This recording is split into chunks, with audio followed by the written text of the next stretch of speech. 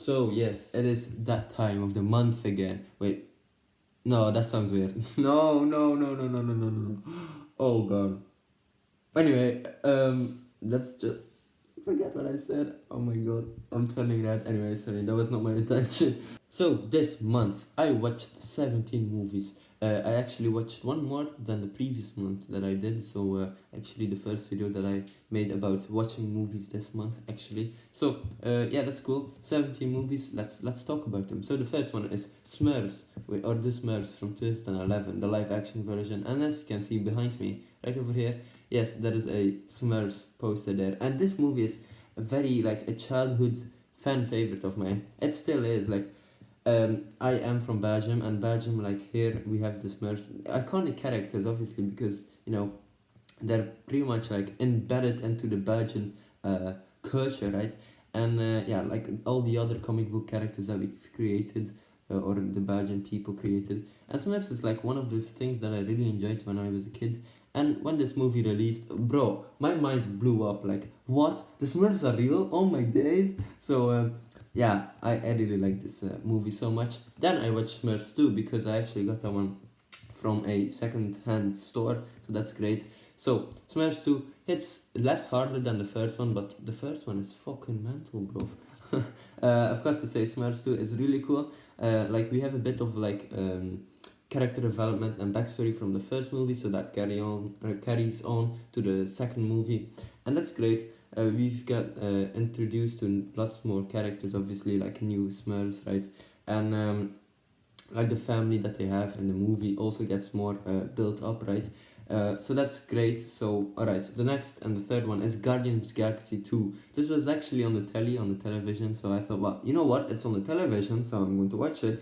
I just can't skip Guardians Galaxy. Like, dude, I love Guardians Galaxy so much that I even can't skip it on the television. So I had to watch that one, and that's actually the main reason why I did it. So alright, the next one is Austin Powers 2, The Spy Who Shagged Me. And I've got to say, Austin Powers is freaking incredible. I really love like this franchise. It's over the top, but it's funny in some way. It's pretty, pretty British, and it's epic. It's epic. I love it so much. Mike Myers is a freaking legend, and Austin Powers is also a legend. And yeah, no, I really like Austin Powers, man.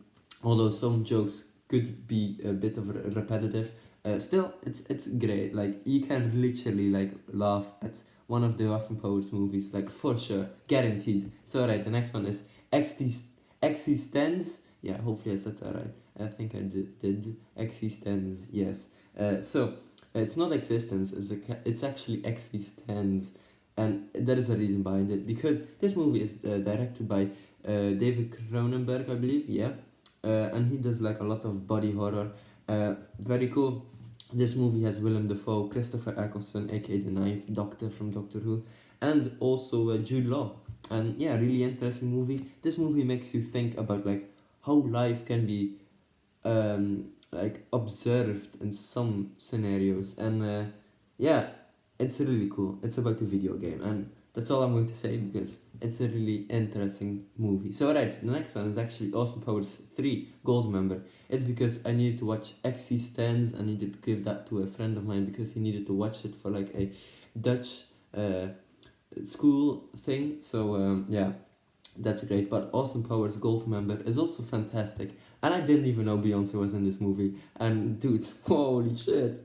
Dude, this is a fantastic movie as well. It's obviously like this released in 2002, I believe, and the second one in 1999. So you can literally see like Mike Myers has been like a bit older now.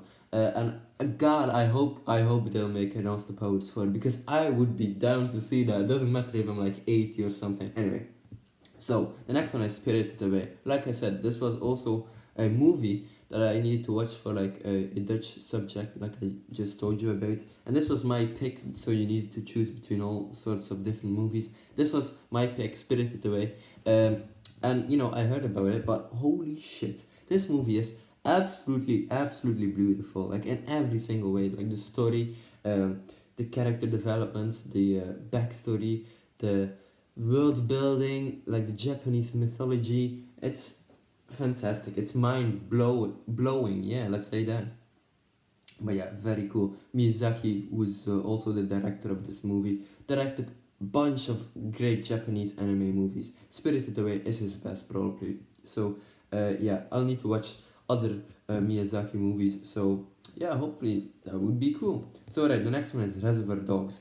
This is the first movie directed by Quentin Tarantino, and you know you can see like a few Tarantino ish styles that he obviously like used for other movies that he did.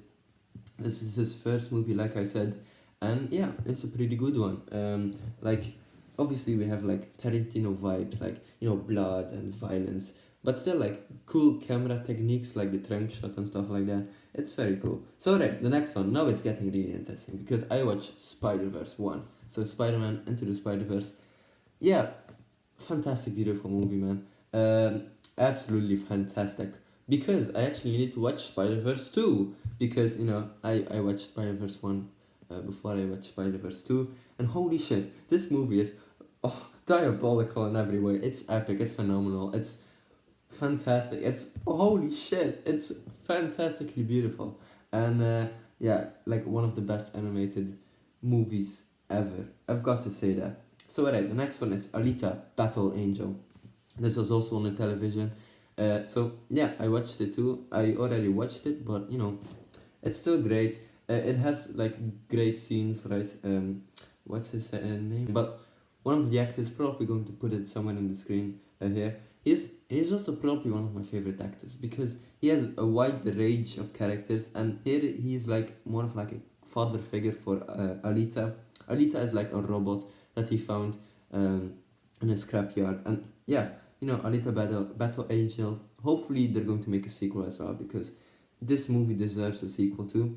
So, alright, the next one is Good Morning Vietnam. This is a Robin Williams movie, and yeah, you know, I had to pick this one up because I saw it in the second-hand store, and you know, Robin Williams, can't go wrong with him.